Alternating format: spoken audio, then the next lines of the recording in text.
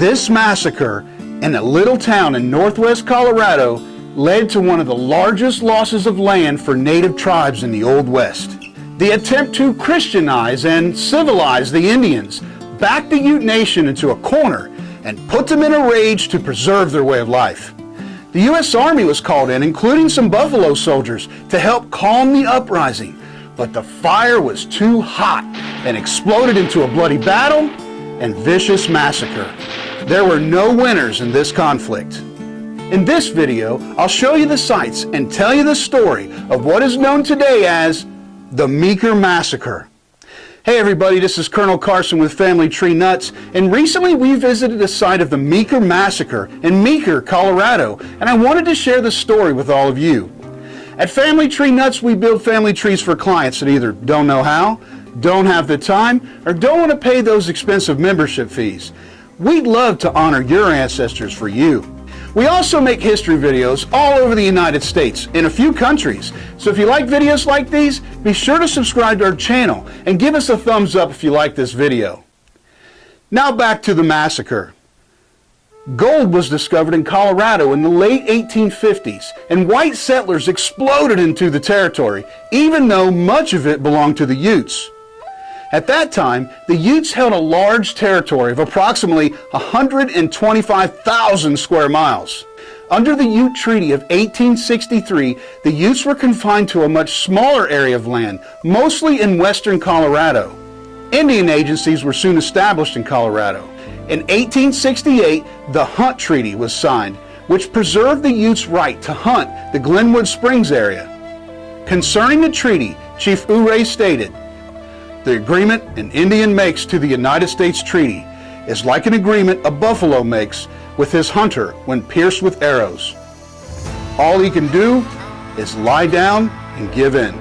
In 1878, Nathan Meeker was appointed as the Indian agent of the White River Indian Agency. Meeker was known for introducing irrigation to the West. His mission was to Christianize them and to control the nomadic Utes by instilling an agricultural lifestyle.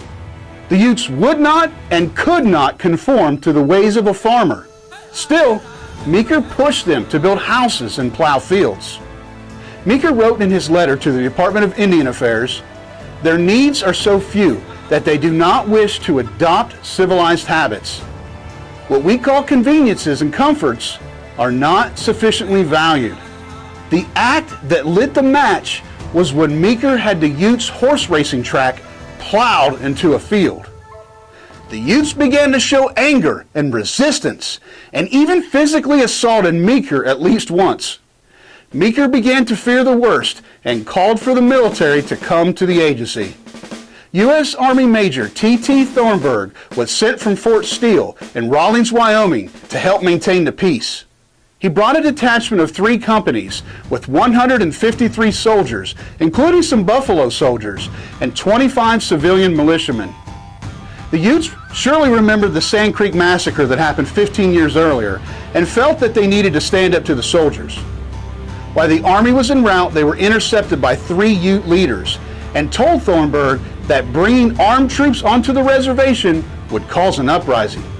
Major Thornburg misunderstood the communication with the Utes and thought that they were saying that they would not fight.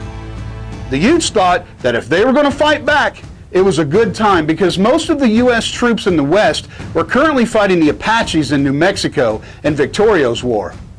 On 29 September 1879, Major Thornburg crossed into the Ute Reservation in what will be called the White River Expedition.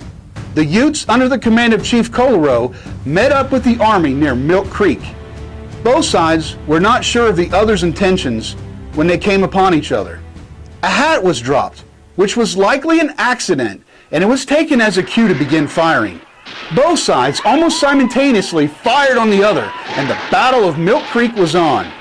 Joseph Rankin, who was one of the scouts with the Army, escaped the battle and rode 160 miles in 27.5 hours back to Rawlins, Wyoming. The first thing he did when he got back to Rawlins was to hit the Foot Saloon, where he had a few drinks to calm his nerves.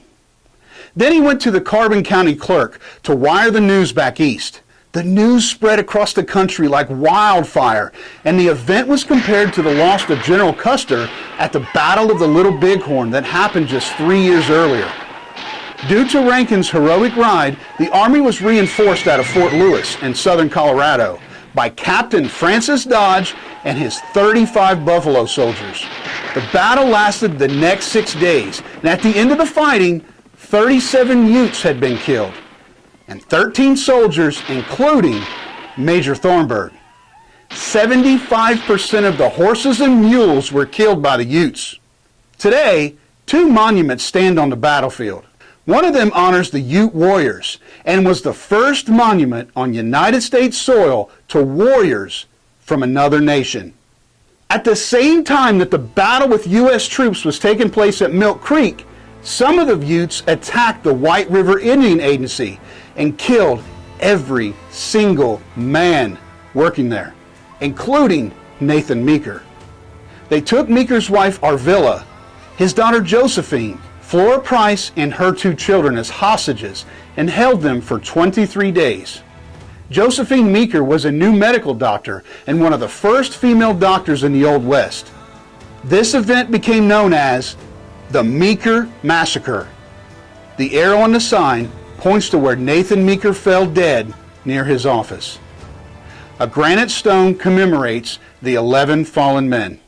The Army quickly sent a large occupation force to maintain order in the area. The nation was outraged and called for action. President Rutherford B. Hayes ordered for the Utes to be gathered, and under a new treaty, they were put onto 3 reservations. These reservations exist today as the Southern Ute, the Ute Mountain Ute, and the Unitai Ure.